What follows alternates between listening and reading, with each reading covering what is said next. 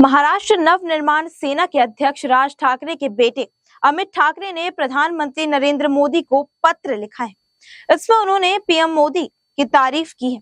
पत्र में उन्होंने लिखा कि हम आपके नेतृत्व में देश ने कई महत्वपूर्ण मील के पत्थरों पर निर्णायक प्रगति की है।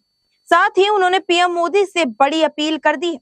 अमित ठाकरे ने पत्र में लिखा कि आपके नेतृत्व में देश ने कई महत्वपूर्ण मील के पत्थरों पर निर्णायक प्रगति की। आपकी ओर से किए गए कठोर लेकिन आवश्यक फैसलों के लिए धन्यवाद। विशेषकर राष्ट्रीय सुरक्षा में संबंध में जो राष्ट्रीय हित के लिए महत्वपूर्ण रहे। सीमा पर वर्तमान स्थिति के कारण जनता का ध्यान पूरी तरह से हमारी भारतीय सेना पर केंद्रित हो गया है। ऑपरेशन सिंदूर में हमारी बहादुर सैनिकों की ओर से दिखाया गया साहस, अनुशासन, समर्पण और बलिदान पूरे देश के लिए गौरव का स्रोत है। उन्होंने आगे लिखा कि भारतीय सेना ने अपनी बहादुरी से पूरे देश के दिल में अपनी जगह बना ली है। आज देश के हर घर, चौराहे और सोशल मीडिया से सैनिकों के काम को सलाम किया जा रहा है। देश के यही बोले कि आज देश सेना के हर कदम को प्यार और गौरव से देखता है। उनकी अद्वितीय बहादुरी के कारण ही हम सुरक्षित हैं, इसलिए उनका कार्य किसी भी सम्मान से बड़ा है।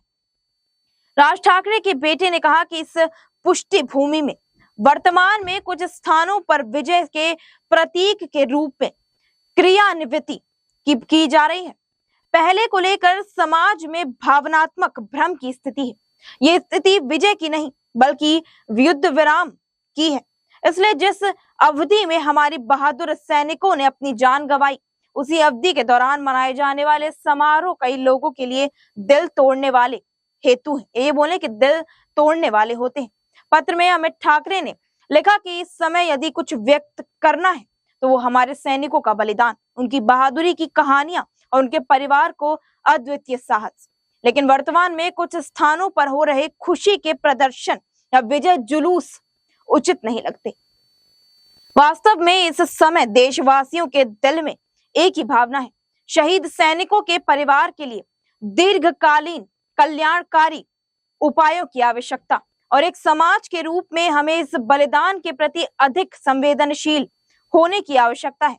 उन्होंने लिखा कि हमें यही बोले कि इसके अतिरिक्त वर्तमान स्थिति को देखते हुए देश में कुछ महत्वपूर्ण मुद्दों को लेकर अभी भी अनिश्चिति बनी हुई है। उदाहरण के लिए पहलगाम में हुए क्रूर आतंकी हमला, जिसमें 26 पर्यटकों की यही बोले कि निर्दोष पर्यटकों की जान चली गई थी, आज भी वह लोगों के मन को ताजा है। वास्तविक जनभावना उन क्रूर चरमपंथियों के खिलाफ ठोस और निर्णायक कार्रवाई की। इसके अलावा पिछले कुछ दिनों में भारत पाकिस्तान सीमा पर हमारे कुछ नागरिकों और सैनिकों ने अपनी अमूल्य जानें गंवाई हैं। ऐसी पृष्ठभूमि में जीत का जश्न मनाने के बजाय समाज में इस संबंध में साक्षरता, जागरूकता और संवेदनशीलता पैदा करना अधिक उपयुक्त होगा। वहीं पे एमएनएस नेता ने कहा कि भले ही फिलहाल युद्ध विराम की घोषणा कर दी गई है, लेकिन पाकिस्तान के पिछले इतिहास को देखते हुए उन पर पूरी तरह भरोसा करना मुश्किल है। इससे पहले भी वे कई बार ऐसे अवसरों पर असफल हो चुके हैं।